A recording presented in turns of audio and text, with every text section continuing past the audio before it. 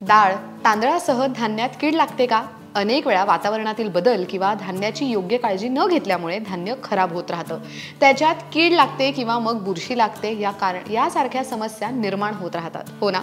या समस्येवर सोपा उपाय कोणता तेच आजच्या व्हिडिओमध्ये आपण जाणून घेणार आहोत. येऊयात मुद्द्यावर. आता तांदूळ आणि इतर डाळी हे जवळपास रोजच आपण जेवणात खातो. रोज लागणारा तांदूळ किंवा इतर डाळी आपण महिन्याभरासाठी एकदम स्टोअर करून सुद्धा ठेवतो. आता या उलट कधी कधी तांदळाचं जे रेट आहे ते कमी असतील तर ते वर्षभरासाठी सुद्धा बरेच लोक साठवून ठेवतात. अशा वेळी जर तांदूळ व्यवस्थित पद्धतीने स्टोअर केला गेला नाही तर तो खराब सुद्धा होऊ शकतो. त्याचबरोबर कधी कधी या तांदळाला किडींचा प्रादुर्भाव लागू शकतो.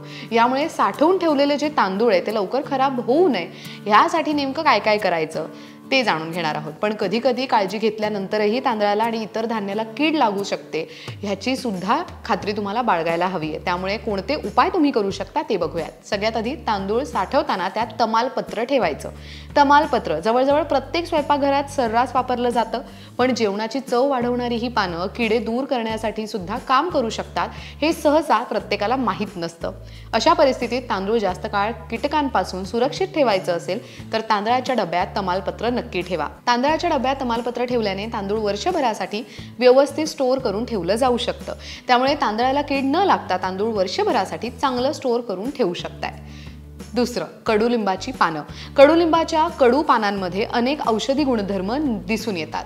इतकंच नाही तर त्याचा सुगंध अनेक प्रकारच्या कीटकांना दूर ठेवण्याचं सुद्धा काम करत असतं. अशा प्रकारे धान्याला कीटकांपासून दूर ठेवण्यासाठी कडुलिंबाच्या पानांचा वापर करू शकता. तांदळाच्या डब्यात 10 ते 15 कडुलिंबाची पानं तुम्ही घालू शकता. त्यामुळे तांदळामध्ये कीड होत नाही. तांदूळ तुम्ही नेहमी वर्षभरासाठी व्यवस्थित टिकवून सुद्धा ठेवू शकता. तिसरं, लाल मिरचीच्या किंवा लसणाच्या ज्या पाकळ्या असतात त्याचा वापर करा. तांदळाचा कीटकांपासून ते किडींपर्यंत संरक्षण करण्यासाठी तुम्ही लाल मिरची किंवा लसूण देखील वापरू शकता. यासाठी तांदळाच्या डब्यात 2 ते 4 लाल मिरची न सोललेल्या लसणाच्या पाकळ्या असं सुद्धा ठेवू शकता. लसूण सुकल्यावर ते काही काळाने सतत बदलत राहा. असं केल्याने तांदळात कीड होत नाही आणि ते बराच काळ ताजं राहतं. चौथं, लवंगाचा वापर करा. लवंग ही आपल्या प्रत्येकाच्याच स्वयंपाकघरात अवेलेबल असते. लवंगाच्या जबरदस्त सुगंधामुळे तांदळाला लागलेली जी कीड आहे ना ती आपोआप नष्ट होण्यासाठी मदत होते.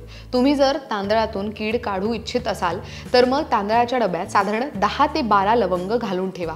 तांदळाला कीड लागली असेल तर ती निघून जाण्यासाठी यामुळे लवकर मदत मिळते. जर कीड लागली नसेल तर त्यात कीड होऊ नये यासाठी लवंगाचा वापर नक्की करा. तांदळाच्या डब्यात किंवा इतर कोणत्याही डाळीच्या डब्यात लवंग ठेवलं तर चालेल किंवा तुम्ही काही थेंब सुद्धा लवंगाच्या तेलाचे त्यामध्ये टाकू शकता.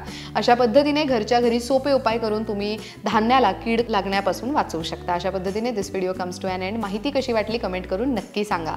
लोकमत सखीच्या फेसबुक पेजला, यूट्यूब चॅनलला आणि इंस्टाग्रामला जाऊन फॉलो करायला विसरू नका. पाहत रहा लोकमत सखी.